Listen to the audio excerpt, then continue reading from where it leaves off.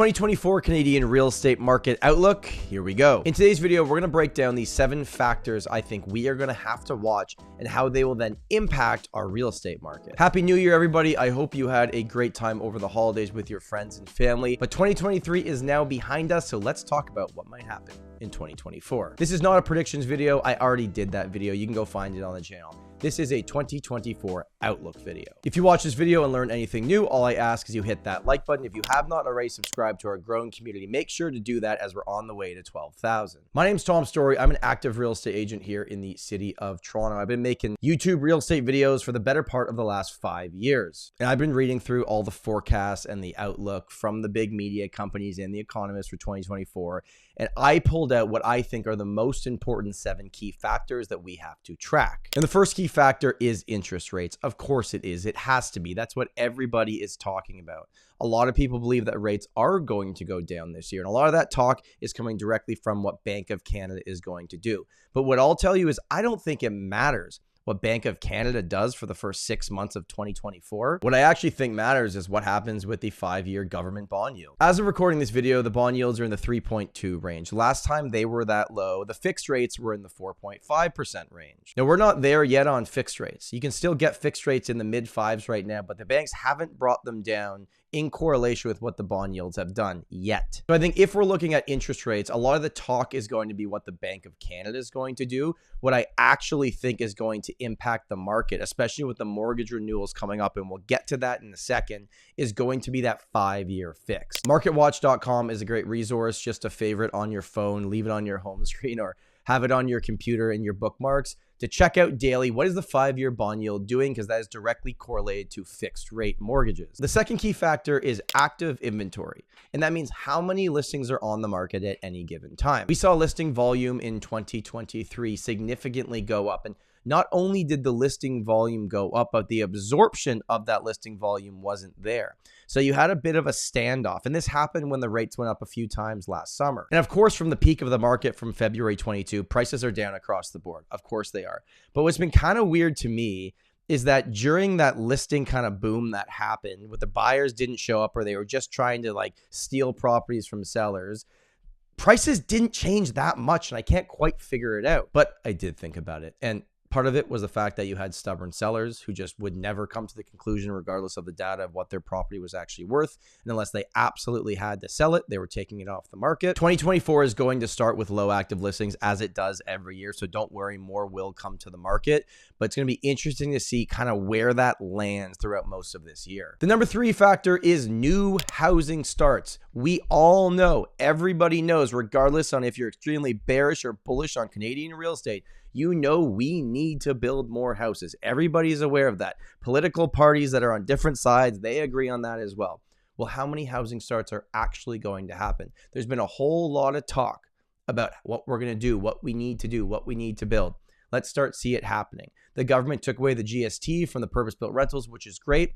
Let's track the new housing start numbers in 2024 to see if it's actually going to make a dent moving forward. Something I should also mention for the new housing starts is that a lot of these new housing starts, when we're talking about Canada building housing, they're building rentals for the most part, right? So if you're someone that wants to get into the ownership market, them building rentals doesn't directly help you yet, until potentially in the future, if there's enough rentals, that could bring down pressure on the sales side of things, but that's probably a decade away. Factor number 4, and this is the big one: mortgage renewals in 2024. There is no doubt in my mind that there are going to be people in trouble when they have to renew their mortgage. If you had a 5-year fixed rate at 2.5% and you have to renew it right now in the mid 5s or 6s, you're not going to like it. And there's different opinions on this, right? One side thinks, oh, the mortgage renewal crisis is going to bring down prices 30%.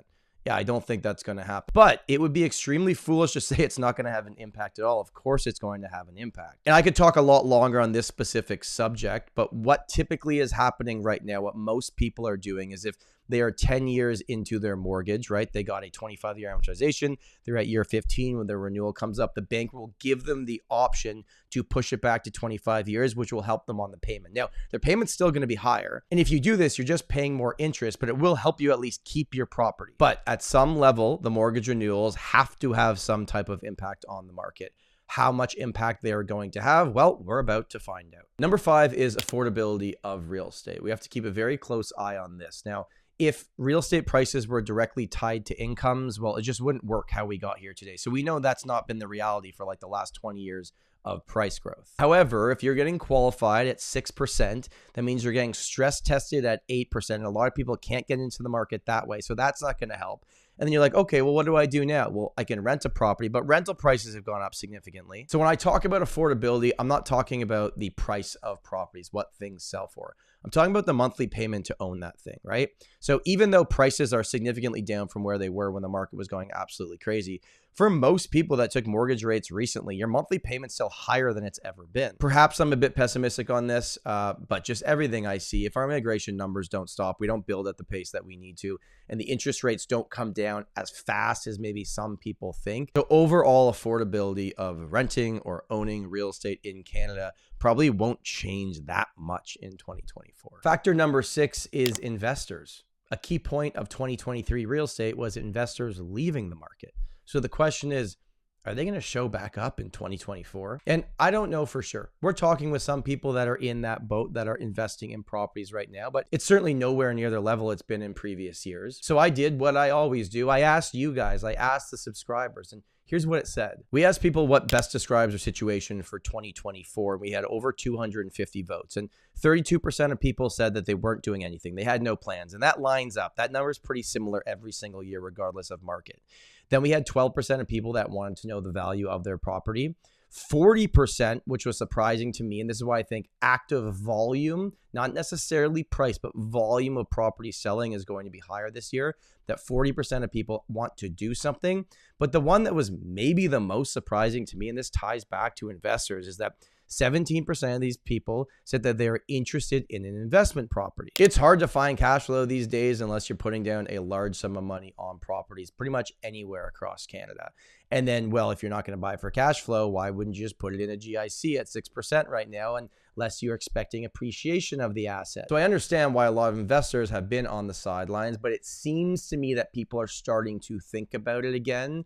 So investors will likely enter the market slowly in 2024, and we're going to have to see how that impacts overall demand for housing. The final factor is the rental market. So what are we going to track with the rental market? This goes back to the new builds that we talked about earlier in this video. I actually do believe that there is light at the end of the tunnel for Canadian rental prices because they've been on an absolute rocket ship for the past 3 years with inflation, with everything else going on. It has not been good for renters. So we're going to track how many purpose-built rentals are coming to the market, because when the government's giving builders incentives to do it, they're going to build them. It's going to happen.